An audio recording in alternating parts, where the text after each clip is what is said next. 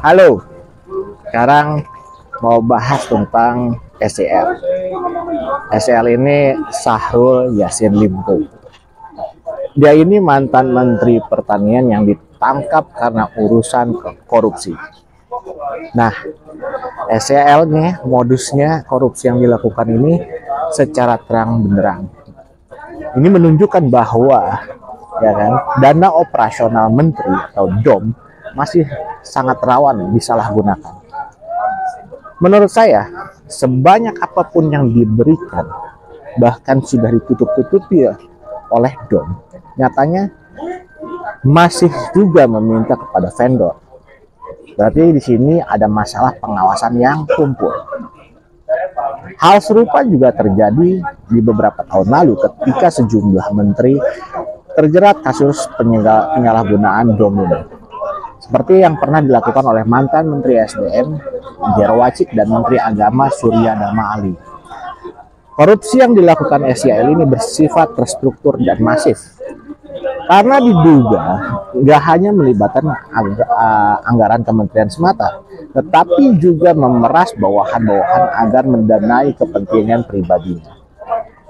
Seperti diberitakan, sejumlah saksi dalam sidang kasus dugaan gratifikasi dan pemerasan dengan terdakwa SEL ini, dia mengaku ketika menjabat sebagai menteri, SEL ini menggunakan anggaran kementerian serta uang patungan dari bawahannya untuk kepentingan pribadi. Bayangkan itu. Dan juga untuk keluarganya, termasuk membeli emas untuk kondangan, pembelian skincare, membayar biduan dangdut untuk hiburan. Wow. Meskipun begitu, tim hukum SEL mengatakan bahwa pernyataan para saksi tentang pemberian uang itu nggak konsisten dan nggak semua hal yang dilakukan oleh bawahan merupakan perintah langsung dari menteri. Gimana ya perasaan bawahannya yang tahu secara terang-terangan korupsi itu? Pasti dia tertekan sih ya, karena harus turut menyembunyikan bukti juga bungkam. Lantas apa aja dugaan penggunaan dana Kementan yang muncul dalam persidangan SEL ini? Dan kenapa korupsi semacam ini masih marak di sistem pemerintahan ini? Biaya sunatan cucu hingga cicilan kartu kredit, ya, kemana saja uang Kementan ke SEL ini diduga mengalir? Coba ya. Nah, dalam sidang yang berlangsung pada 24 April, mantan Kepala Subbagian Rumah Tangga Biro Umum dan Pengadaan Kementan, Pak Isnar Widodo, mengatakan bahwa ada permintaan penggantian uang atau rembes untuk acara ulang tahun cucu SEL. Si Isnar ini juga mengatakan bahwa permintaan itu disampaikan oleh mantan ajudan SEL, yaitu Panji Hartanto atau ajudan Kemal Redindo Aliandri, yang mengaku terpaksa memenuhi permintaan itu karena takut jabatannya terancam. Kalau diulur-ulur marah itu Pak Dindonya, nanti kamu bisa dipindah, kata Isnar dalam kesaksiannya itu. Jadi saudara, menyerahkan uang tadi itu atas nama keluarga menteri atau karena sukarela atau terpaksa? Pada saat itu hakim bertanya. Kemudian Isnar menjawab, karena terpaksa yang mulia. Nah, SEL ini diduga terima gratifikasi 44,5 miliar. Jaksa ungkap rincian penggunaan uang untuk pribadi dan keluarganya pada 28 Februari 2024. Syahrul Yassin Limpo ditangkap dan diborgol. Nah, kalau kata Jokowi itu pasti semua ada alasan kenapa KPK mempercepat itu. Kemudian juga Ketua KPK Firly Bahuri itu ditetapkan sebagai tersangka pemerasan mantan Menteri Syahrul Yassin Limpo pada 23 November 2023. Jaksa Komisi Pemberantasan Korupsi menduga SEL menerima uang sebesar 44,5 miliar hasil memeras bawahan-bawahannya dan direktorat di Kementan yang kemudian digunakan untuk kepentingan pribadi dan keluarga. Hal itu diungkapkan oleh sejumlah saksi yang hadir dalam sidang kasus, yakni staf Biro Umum Pengadaan Kementan, Muhammad Yusuf, kemudian ada mantan Kepala Bagian Biro dan pengadaan itu Abdul Hafid serta pejabat fungsional barang jasa rumah tangga Kementan Pak Arif Sofyan. Dalam kesaksian Arif Sofyan, ia mengklaim bahwa pembelian mobil Innova yang diberikan kepada Putri SCL merupakan hasil patungan iuran dari para pejabat eselon 1. Namun hanya inspektorat di Kementan yang tidak ikut iuran untuk membeli mobil anak SCL itu. Bodoh sih itu orang. Nah, saksi lainnya, Gempur Aditya mengungkapkan pihaknya mengeluarkan uang 43 juta setiap bulan dalam kurun waktu di Maret hingga Desember 2021 untuk membayar cicilan mobil Alphard milik Pak SCL ini.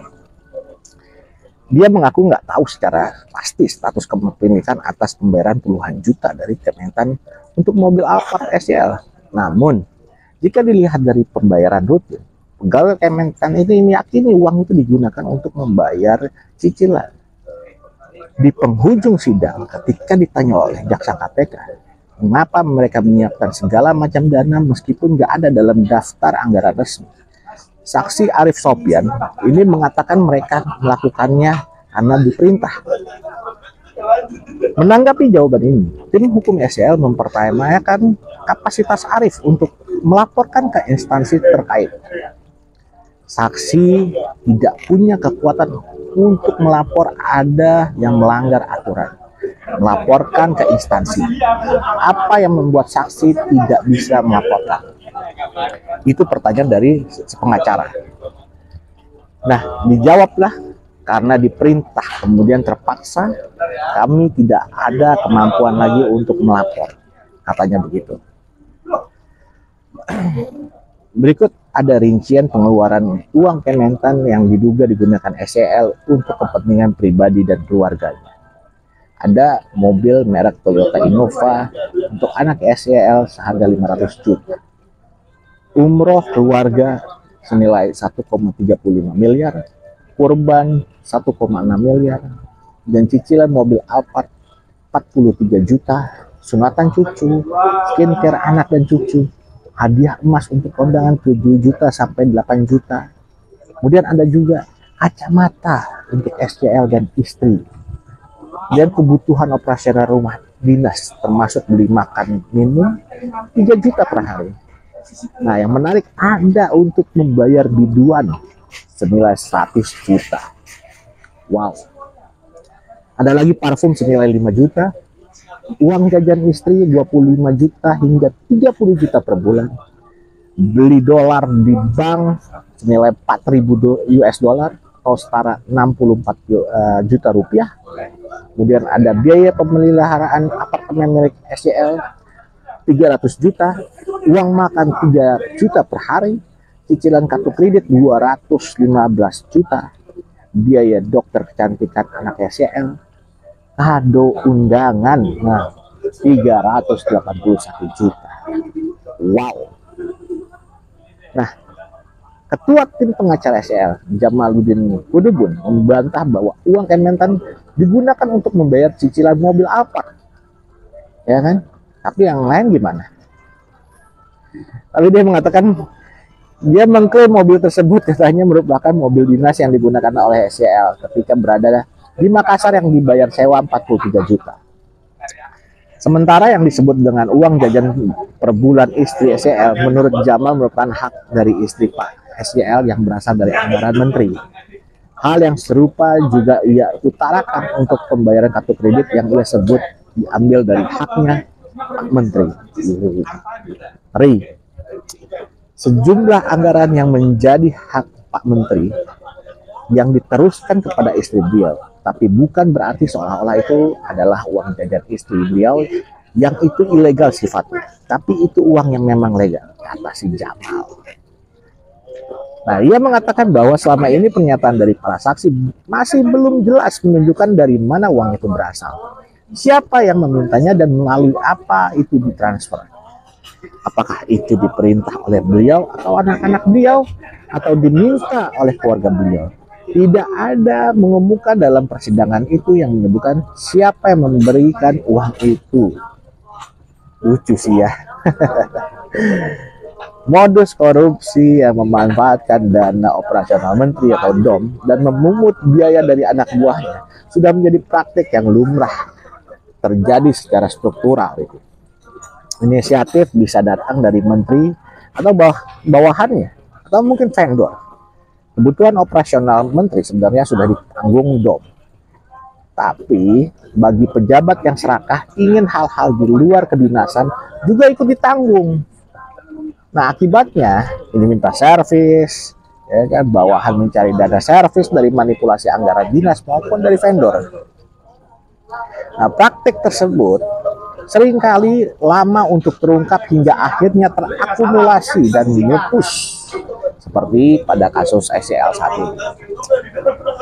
Hal ini dikarenakan para pejabat yang bekerja di bawah kepala lebih memilih untuk bungkam karena khawatir kehilangan jabatan.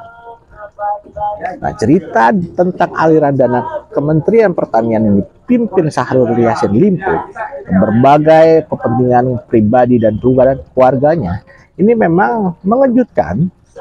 Namun sayangnya bukan hal yang baru dalam konteks penggunaan dana publik di Indonesia. Kasus ini mengungkap bagaimana lembaga pemerintahan dapat dijadikan lahan untuk memenuhi kepentingan pribadi pejabat, praktek korupsi dan penyalahgunaan.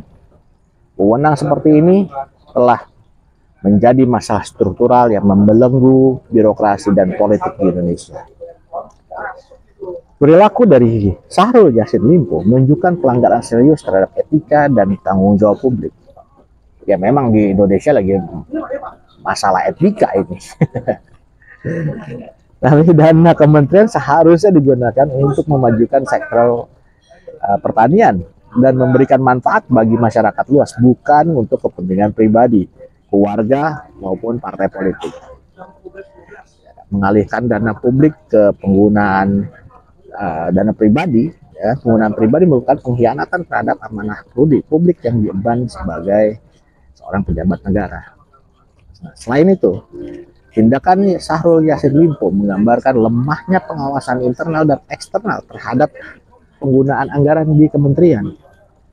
Seharusnya sih ya ada mekanisme kontrol yang ketat untuk bisa memastikan bahwa dana publik digunakan sesuai dengan tujuan dan aturan yang berlaku. Kasus ini justru mengindikasikan perlunya perbaikan dalam sistem pengawasan dan transparansi anggaran. Keterlibatan keluarga dan anak-anak dalam kasus ini juga menunjukkan masalah yang lebih luas terkait konflik kepentingan.